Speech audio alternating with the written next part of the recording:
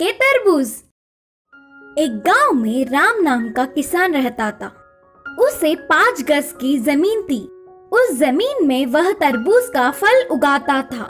ऐसे उगी हुई फसल के तरबूजों को उस गांव के बीचों बीच दुकान रखकर बेचता था। राम के उगाए हुए तरबूज अच्छे होंगे करके सब आकर खुशी से खरीदते थे।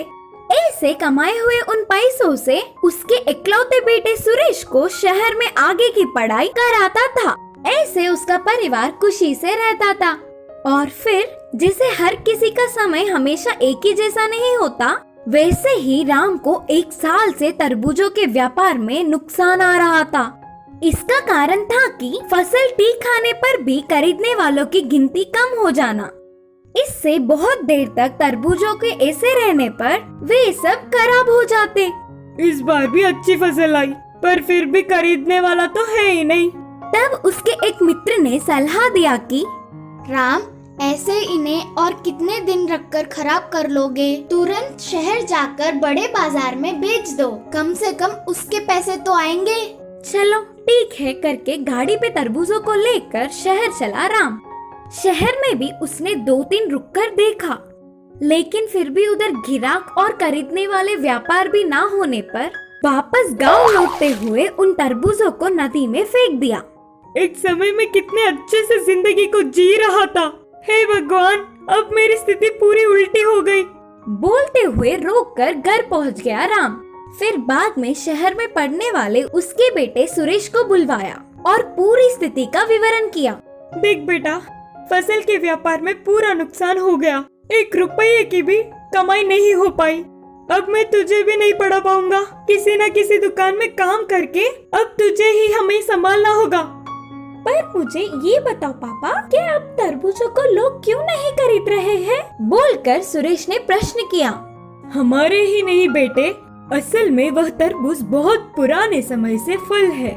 उन्हें तो पहले से ही देखते आ रहे हैं ना, तो इसीलिए सारे लोग तरह तरह के नए फलों को पसंद कर रहे हैं। बोलते हुए पापा ने विवरण दिया। ठीक है पापा, आप अपनी सेहत का ध्यान रखकर आराम कीजिए, अब सब कुछ मैं देख लूंगा। बोलकर सुरेश ने पापा को हिम्मत दिया।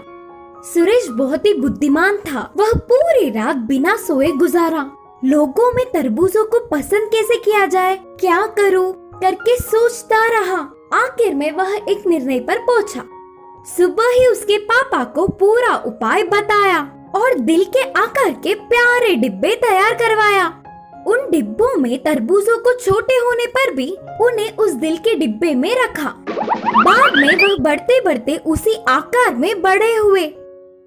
फिर उन फसलों को काट कर गाड़ी पे लेकर पापा और बेटे दोनों मिलकर शहर ले गए। उस दिन की तारीख 14 फरवरी था।